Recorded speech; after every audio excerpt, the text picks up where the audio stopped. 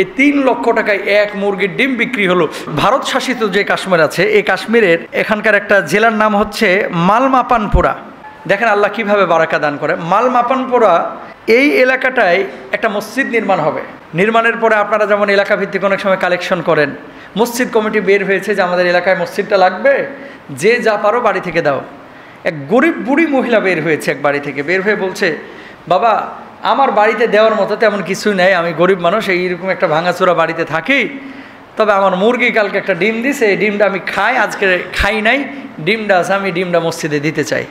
বুঝলেন? ডিমটা মসজিদ কমিটি নিলেন, নেওয়ার পরে সবার দান নিয়ে এসে মসজিদে এসেছেন। আসার পরে এবার ডিমটা নিলামে তুলেছে, কিন্তু নিলামটা আগে যে গ্রামগঞ্জে হইতো কি করতো, লাউ 20 টাকা 20 টাকা 20 টাকা 20 টাকা 1 2 লেন কালাম ভাই নিয়ে নেন, এরকম হইতো কি হইতো না।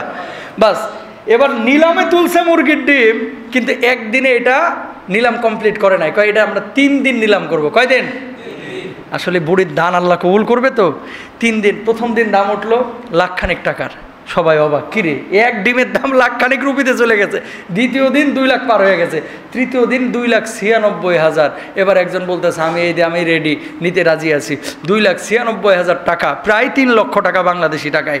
এই 3 লক্ষ টাকায় এক মুরগির ডিম বিক্রি হলো।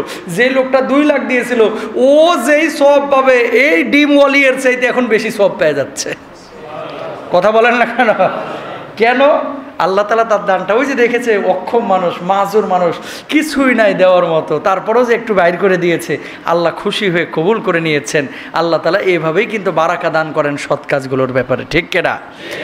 এই জন্য রব্বুল আলামিন বলছেন, মান জাআ বিল হাসানাতি ফালাহু আশরু আমসালিহা। কোন মানুষ যদি আল্লাহ রব্বুল আলামিনের জন্য একটা সৎ কাজ করে, আল্লাহ রব্বুল আলামিন সওয়াব বাড়ায় দেন 10 গুণ। 10 দিয়ে যদি গুণ করেন আরো সওয়াব বাড়ায় দেন। আল্লাহ রব্বুল আলামিন কি পরিমাণ সওয়াব বাড়িয়ে দিবেন এটা আল্লাহ ছাড়া কেউ ভালো জানে না। আমরা সংখ্যা বলতে পারবো না, কারণ আল্লাহ রব্বুল আলামিনের খাজানার অভাব নাই, সম্পদের অভাব নাই। মানুষকে আল্লাহ রব্বুল আলামিন দুনিয়ার বুকে পাঠিয়েছেন সৎ কাজ করার জন্য, ফরজ বিধিবিধানগুলোকে বাস্তবায়িত করার জন্য। এমন কোনো কাজ যাতে করে আমাদের দ্বারা না হয়ে যায় যেই কাজের কারণে আমার আল্লাহ রব্বুল আলামিন অখুশি হন, ঠিক কিনা?